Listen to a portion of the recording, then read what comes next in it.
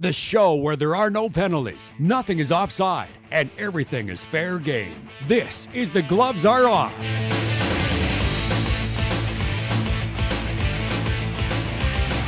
Welcome to The Gloves Are Off. So, thank you for joining us in this week's edition. I'm Moses Woldu. I'm pleased to be joined by several gentlemen here. We got some great topics to talk about.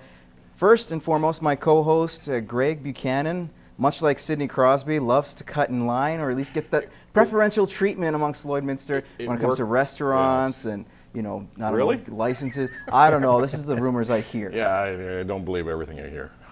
But definitely one guy who always gets special treatment. That's what I'll have to say. Yes, with the CPCA, big week for them this week. Yep. Great weekend last, and just 5 days of racing left.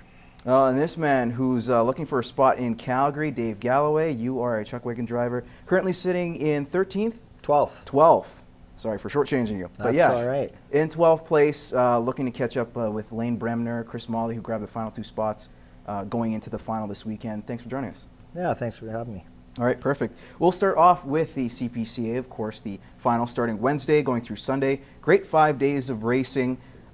Well, for some certain people, namely last year you had BJ Carey, who looked like he was the man that was going to win it. However, lost it out to Vern Nolan, who ended up winning both the points, the Dash for Cash, including the championship all around. So if you are BJ Carey, will we see another season like this, like we saw last year? Or do you think that he's kind of turned things around this year, considering how strong he's been, winning 4 derbies so far this year? Yeah, he's won 4 shows. He's won 10-day monies, set a track record.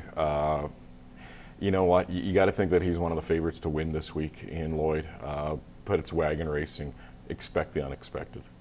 Yeah, anything can happen. I mean, you know, you go out there with the best of intentions, and a horse, just like a person, can have an off day, and you know those things happen, and you know that's part of the the unpredictability of the sport. Does he have the horses to do it? Absolutely. Will it all come together at the right time? We'll see. No, you had a great race in Turtleford, and he seemed to just beat you out in terms of the fastest time of the night. That happens.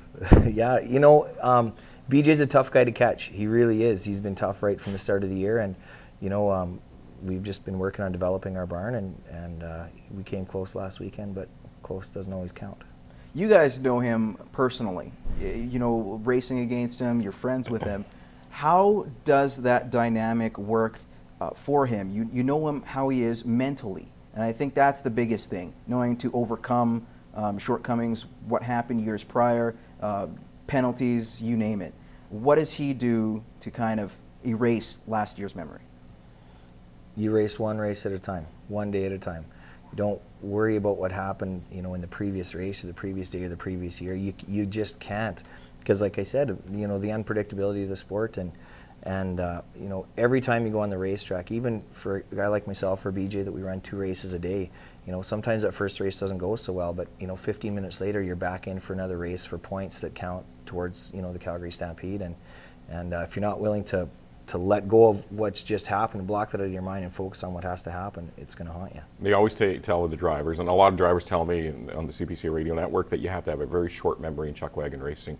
And sometimes the sport can be very humbling. Just when you think that, hey, I'm pretty good at this, it comes back and slaps you in the face and go, hey, just remember who controls you. And you know what? You have to remember that anything can happen, and you have to, you know, you expect the unexpected on any given night. And at the same time, you just take it a race at a time, like Dave said. Like Dave's in the point race right now. Is he worrying about that going on the track? Well, probably. But once he gets on the track, it's all about that race, that moment. And it should be great knowing that, not only for the top, but the bottom, like you said, Dave, you're right in the mix as well. Let's move on to Andrew Elbers. Another great performance last night. Pitched a 2-hit shutout in a 3-0 win for the Minnesota Twins. He's now gone 17 1/3 of shutout baseball in his 2 starts.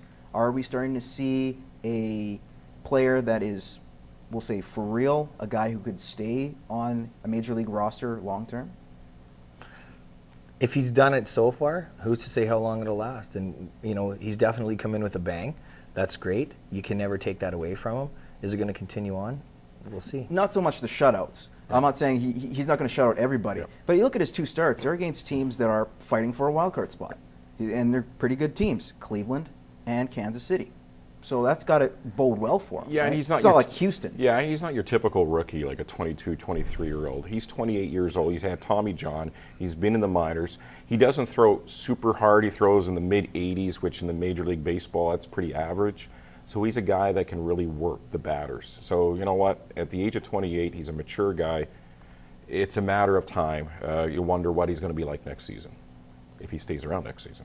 No, it should be interesting. Drew Tate is a guy that possibly might not stick around next season with the Calgary Stampeders. Again, he's injured. Questioned the doctor's authority, but it turns out he's going to miss 2 to 3 weeks with an arm injury. If you're John Hufnagel, the head coach of the Calgary Stampeders, are you losing faith in Drew Tate?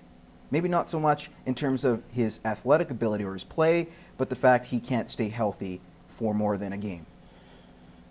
Possibly, but if I compare it to a horse in my barn, if the horse is a little bit injured, I'm not going to just run him till he's in ruins. I'm going to rest him until he's good, and then see if he can hold the mold. They always say in pro sports that you should never lose your job over an injury, but you've seen it time and time again.